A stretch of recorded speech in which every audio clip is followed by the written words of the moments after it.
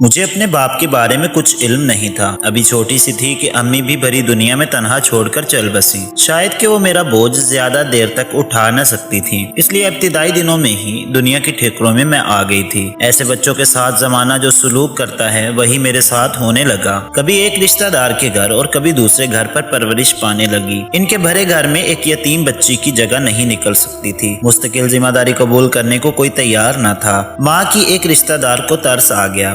صباحت خالہ مجھے اپنے گھر لے آئیں۔ اگرچہ سگے ماموں خالائیں سبھی موجود تھے، لیکن کسی نزدیکی رشتہ دار نے مجھے گود نہ لیا۔ صباحت خالہ امیر نہیں تھی، بس سلائی کر کے میری پرورش اچھے طریقے سے کرنے لگی۔ یوں وقت گزرتا گیا اور میں 16 برس کی ہو گئی۔ خالہ خود قسم پرسی کی زندگی جی رہی تھی، لہٰذا ان کا سماج میں خاص مقام نہ تھا۔ میرے لیے کسی اچھے گھر سے رشتہ کہاں سے آتا؟ وہ شریف، سیدھی سادی، حلیم الطبع خاتون تھیں۔ محلے پڑوس کے لوگ جہاں ان کی عزت کرتے تھے، وہاں روپیہ پیسہ نہ ہونے کے سبب انہیں کوئی اہمیت نہیں دیتا تھا۔ یہاں تک کہ تقریبات میں صرف اس وجہ سے مدعو کیا جاتا تھا کہ کچھ کاموں میں ہاتھ بٹا دیں گی۔ مجھ میں دیگر خوبیاں خالہ کی تربیت سے آئی تھیں، لیکن ایک خوبی پروردگار نے اپنی مہربانی سے عطا کی تھی کہ میری شکل و صورت بہت اچھی بنائی تھی۔ ذرا بڑی ہوئی تو میری خوبصورتی کا تذکرہ ہونے لگا۔ شکل اچھی ہو، لڑکی لاوارث ہو تو زمانے کی نظروں میں بھٹکنے لگتی ہے۔ میں بھی اوباش نوجوانوں کی نگاہوں کی ضد میں آ گئی۔ وہ چیلوں اور کووں کی مانند میرے گرد منڈلانے لگے۔ صباحت خالہ نے اسی محلے میں عمر گزاری تھی۔ بیوگی کے بعد شرافت سے محنت مزدوری میں جیون بتا دیا تھا، لہٰذا کسی کی ہمت نہ پڑتی تھی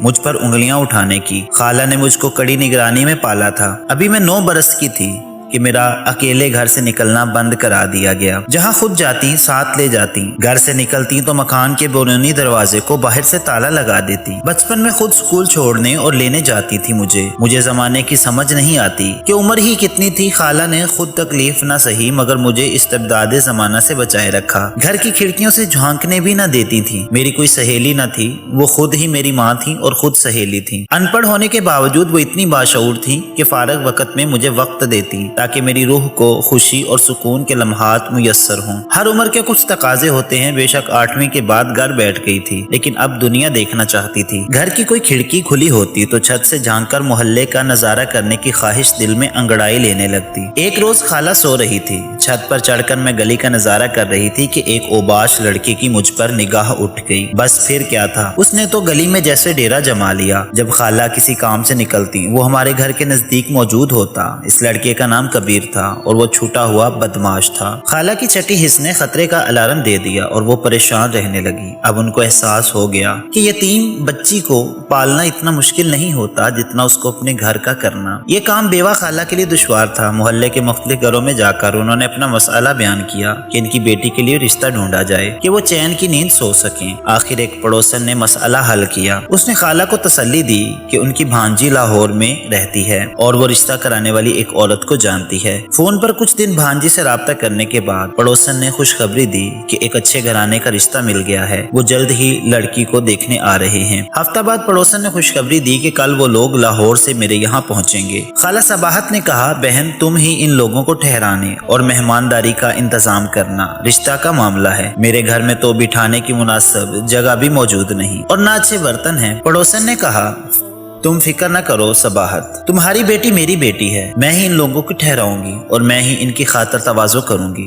تمہارے گھر بس وہ بچی کو ایک نظر دیکھنے آئیں گے۔ خبر ملی کہ لاہور والے مہمان آ پہنچے ہیں۔ خالہ نے مجھے پہنانے کو جو سب سے عمدہ جوڑا جو ان کی نظر میں تھا وہ نکال دیا اور گھر کی خوب صفائی ستھرائی کی۔ بس وہ یہی اہتمام کر سکتی تھی۔ لڑکا پڑوس میں بیٹھا تھا اور اس کی ماں ہمارے گھر مجھے دیکھنے آئی۔ اس نے پہلی نظر میں پسند کر لیا۔ لاکھوں میں ایک تھی اور یتیمے کے سوا مجھ میں کوئی عیب نہ تھا۔ محلے والے ڈر رہے تھے کہ انجان لوگوں میں رشتہ ہو گیا ہے۔ خالہ کا دل بھی ڈرتا تھا مگر پڑوسن نے کہا، یہ اچھے اور شریف لوگ ہیں، گھبراؤ نہیں۔ والدین تو صرف بر دیکھتے ہیں، قسمت نہیں بنا سکتے۔ دعا کرو تمہاری بیٹی کے نصیب اچھے ہوں۔ وہ شادی کی تاریخ رکھ کر چلے گئے۔ رخصتی کے لیے 3 ماہ کی مہلت مانگی تھی خالہ نے۔ اس دوران پڑوسن کی مدد سے میرے جہیز کے چند جوڑے اور کچھ برتن وغیرہ خرید لیے گئے۔ حالانکہ ان لوگوں نے کہا تھا کہ ہم کو جہیز کی قطعی ضرورت نہیں ہے، اللہ کا دیا سب کچھ ہے۔ شادی والے روز محلے میں میں چند خواتین آئیں، مگر سب ہی اس شادی پر مشکوک تھیں کہ انجانے لوگوں میں دور شہر سے رشتہ آیا تھا۔ کافی اندیشے تھے، مگر خالہ سے کسی نے کچھ نہ کہا کہ وہ صباحت بی بی کی ہمت کے معترف تھے، جنہوں نے عذاب سہ کر مجھے پالا پوسا تھا۔ کوئی رشتہ دار اعتراض نہیں کر سکتا تھا، جبکہ ضرورت کے دنوں میں وہ لا تعلق رہے تھے۔ شادی کے گھر میں ہو کا عالم تھا۔ جو عورتیں آئی تھیں وہ بھی خاموش تھیں۔ جب دلہا گھر میں آیا تو دیکھنے والوں پر بجلی گر گئی۔ یہ شخص کسی طور سے میرے جوڑ کا نہ تھا۔ عمر بھی 40 برس سے اوپر تھی، پختہ سن تھا، جبکہ میں ابھی بچی تھی۔ تاہم تمام لڑکیوں سے زیادہ سمجھدار تھی۔ نکاح اور گواہوں کے انتظامات بھی پڑوسیوں نے ہی کیے تھے۔ کچھ محلے دار میری شادی میں آئے، لیکن ہر چہرہ سوچ میں ڈوبا تھا۔ انہیں لگتا تھا کہ بیچاری بیوہ اور اس کی یتیم لیپالک بچی کے ساتھ شادی کے نام پر ضرور کوئی فراڈ ہوا ہے، لیکن اخلاقی جرت کسی میں نہ تھی۔ سب کہتے ٹھیک ہے، اگر شادی کے عین وقت معاملہ گڑبڑ ہو گیا تو تمام ذمہ داری ان پر پڑ جائے گی، پھر کون کب مجھے ڈولی پر چڑھائے گا۔ سبھی نے یہی سوچا کہ اللہ مالک ہے، جو ہو رہا ہے ہونے دو۔ شام کو نکاح ہوا اور رات 9 بجے بارات رخصت ہو گئی۔ لڑکے کا گھر لاہور کے نزدیک کسی نواحی گاؤں میں تھا۔ انہوں نے ولیمے کی دعوت دی، مگر لڑکی والوں کی طرف سے کوئی نہ گیا۔ شادی کے بعد مشتاق نے کئی بار خالہ سے بات کرائی۔ فون پڑوسن کے گھر تھا، وہ خالہ کو بلوا لیتی اور میں بات کرتی تھی۔ خالہ پوچھتی کیا حال ہے، تم خوش تو ہو، اور میں جواب دیتی کہ سب ٹھیک ہے، آپ فکر مند نہ ہو۔ یوں تو سب ٹھیک تھا، لیکن مشتاق کی صورت، شکل اور عمر سے یہ رشتہ میرے جوڑ کا نہ تھا۔ میں نے سوچا شکل کا کیا کرنا، تحفظ اور مضبوط پناہ گاہ تو ہے۔ میں اطاعت گزار تھی۔ خالہ نے تربیت ہی ایسی دی تھی کہ ہر طرح کے حالات سے سمجھوتا کرنے کی صلاحیت موجود تھی۔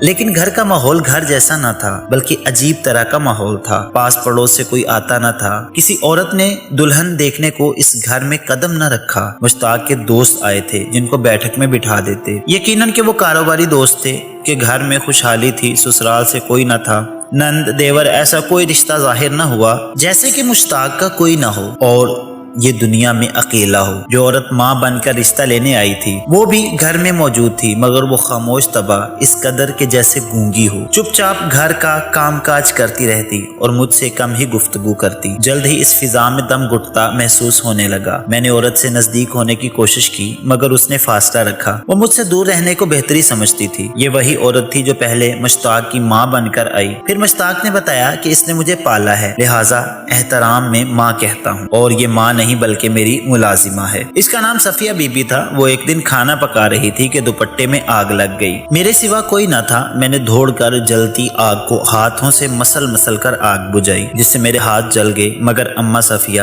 جل مرنے سے بچ گئی۔ تاہم قمیض کے ایک حصے کو آگ نے کندھے کے پاس راکھ کر دیا اور بدن پر آبلے پڑ گئے۔ اماں صفیہ کی میں نے اچھی طرح سے دیکھ بھال کی اور ان کے زخم جلد بھر گئے۔ میرے اثار پر وہ بے حد مشکور ہوئی۔ اب میں ان کو ملازمہ نہیں، اماں صفیہ کہہ کر بلاتی تھی، اور وہ بھی مجھے ماں کی طرح چاہتی تھی۔ شادی کے 2 ماہ بعد مشتاق کے پاس کچھ لوگ کراچی سے مہمان بن کر آئے، تو ان کو دیکھ کر نہ صرف یہ بے حد پریشان ہو گئی، میں سمجھی کہ ماں کے زخم ابھی تکلیف کرتے ہیں، وہ کھانے پکانے سے پریشان ہو رہی ہے۔ تب میں کچن میں خود مہمانوں کا کھانا تیار کرانے میں ان کی بھرپور مدد کرنے لگی۔ یہ بات صحیح ہے کہ مشتاق میرا بہت خیال رکھتا تھا۔ وہ نہیں چاہتا تھا کہ میں گھر کے کسی کام کو ہاتھ لگاؤں۔ اچھا کھانا اور آرام مجھے میسر تھا، تبھی میں پہلے سے زیادہ خوبصورت ہو گئی تھی۔ رنگ روپ تھا کہ نکھرتا جاتا تھا۔ ایک روز مشتاق نے کہا تم اپنی خالہ کے لیے اداس ہو گئی ہوگی، چلو تم کو ملاتا ہوں۔ میں ملتان جانے کو تیار ہو گئی۔ میرا جی بھی اداس تھا، کیوں نہ ہوتا، خالہ صباحت نے تو مجھ کو بچپن سے ماں بن کر پالا تھا۔ جب میں جانے کو تیار ہونے لگی تو اماں صفیہ بہت زیادہ پریشان ہو گئی، جیسے کہ مجھے کسی مصیبت کے منہ میں جاتے دیکھ رہی ہو۔ کئی بار میرے قریب آئی،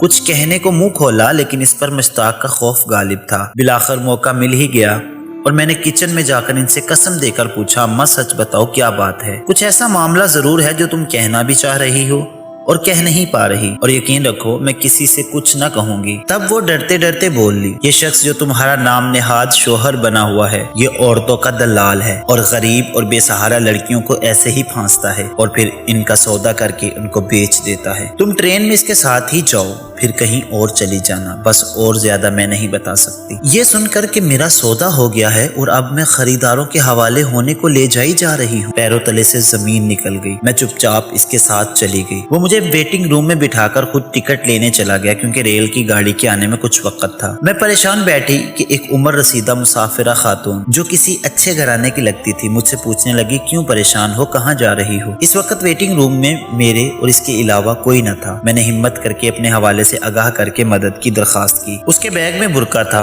उसने कहा कि मेरी बेटी ने फरमाइश की थी, उसने खरीदा है, तुम पहन लो और अभी मेरे साथ स्टेशन से बाहर निकलो, वरना तुम्हारे बचाव का इसके सिवा कोई दूसरा हल नहीं है। उसने मेरी खातिर अपना सफर मुलतवी कर दिया। मैंने औरत की हिदायत के मुताबिक अमल किया और हम दोनों स्टेशन से बाहर आ गए। औरत ने टैक्सी ली और मुझे अपने ठिकाने पर ले आई। यहाँ आकर मालूम हुआ कि वो औरत भी सही नहीं है और इसकी 2 बेटियां जो स्टेज ड्रामों में काम करती हैं। गोया आसमान से गिरा खजूर में अटका, लेकिन मेरा ख्याल गलत साबित हुआ। उसका ताल्लुक स्टेज ड्रामों से जरूर था, मगर वो औरत बुरी नहीं थी। उसने मेरी खाला का नंबर मांगा। मैंने पड़ोसन का नंबर दिया। उन्होंने फोन किया और बताया कि खाला को अचानक दिल का दौरा पड़ा था और कल रात उनका इंतकाल हो गया है। तुम्हारे शौहर को फोन करते रहे मगर इनका फोन बंद मिला।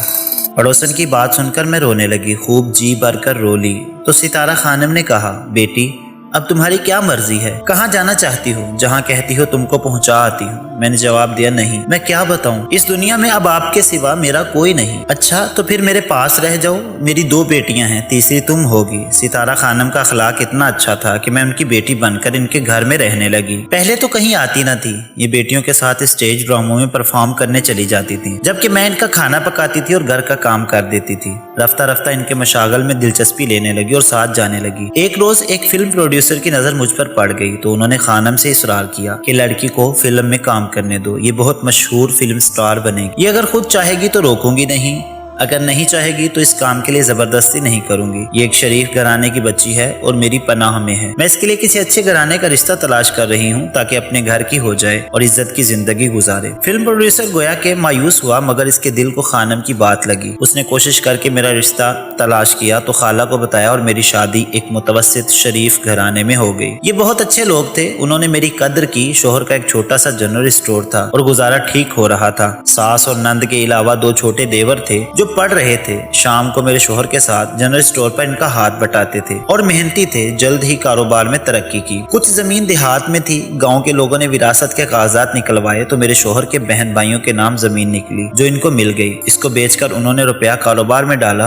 और दुकान बड़ी कर ली। अब दौलत भी घर में आने लगी। मैं अपने शोहर के साथ खुशो खुर्रम आबाद हो गई। अल्लाह ने गोया मेरी सुन ली थी। साल बड़े सुकून से बसर किए, लेकिन खुदा को कुछ और ही मंजूर था। एक रोज मेरे शोहर दुकान का माल लेने कराची गए तो फसादात का शिकार हो गए और मेरे नसीब पर एक बार फिर से स्याही फिर गई। चंद दिन ससुराल वालों ने रखा, फिर उनका सलूक मेरे लिए मुशफ़क़ाना न रहा। मेरी सास ने कहा मेरी नहुसत से इनके घर में तबाही आई है। इनका रवैया नाकाबिले बर्दाश्त हो गया तो मैंने सितारा खानम को फोन कर दिया। वो मुझे अपने पास ले आई। वो फिल्म प्रोड्यूसर अब भी इनके घर आता था। इनकी बेटियां इसके साथ फिल्मों में छोटे मोटे रोल करने लगी थी। उसने जब मुझे देखा तो फिर से फिल्म में काम करने की ऑफर की। इस बार कहने पर खाला ने भी कहा कि तुम किस्मत आजमाई करो।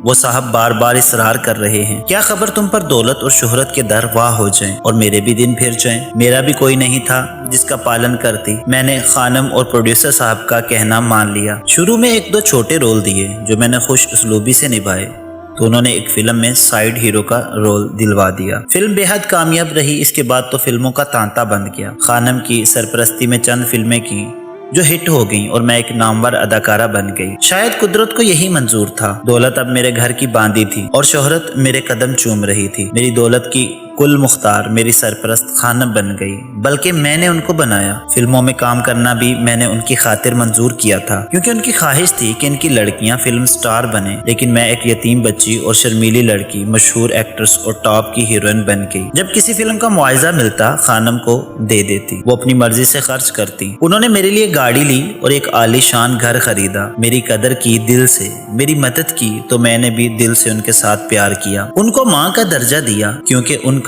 अपना मन खूबसूरत था। जब तक वो जिंदा रही मेरा ख्याल एक माँ की तरह करती रही। इनके इंतकाल के बाद मुझको महसूस हुआ कि मैं फिर से इस दुनिया में अकेली हो गई हूँ। अब मैं समझदार और तजर्बाकार थी और दुनिया को जान पहचान गई थी। अच्छे बुरे की तमीज हो चुकी थी। मेरी जिंदगी में एक शख्स आया जो मुझसे बेगर्ज प्यार करता था। मैंने बतौर जीवन साथी इसको मुंतखब कर लिया और फिल्म लाइन को खैराबाद कहकर अपना घर बसा लिया। कुछ अरसे बाद हम बैरून मुल्क शिफ्ट हो गए जहाँ इनकी आमदनी अच्छी है और हम पुरसुकून और खुशो खुर्रम जिंदगी अपने बच्चों के साथ बसर कर रहे हैं। आज अपनी जिंदगी पर शुक्र करती हूँ और सोचती हूँ कि खुदा जब चाहे जहाँ चाहे पहुँचा दे, इंसान के बस में कुछ नहीं। तो प्यारे दोस्तों, कैसी लगी आपको ये कहानी और आपको इस कहानी से क्या अखलाकी सबक मिलता है, हमें कमेंट करके जरूर बताएं। स्टोरी अच्छी लगी है तो इस वीडियो को लाइक कर दें और मजीद इस तरह की अखलाकी, मॉरल, सबक आमूज और इंस्पायरेशनल स्टोरीज रोजाना सुनने के लिए हमारे चैनल इसरार उर्दू स्टोरीज को जरूर सब्सक्राइब करें। शुक्रिया।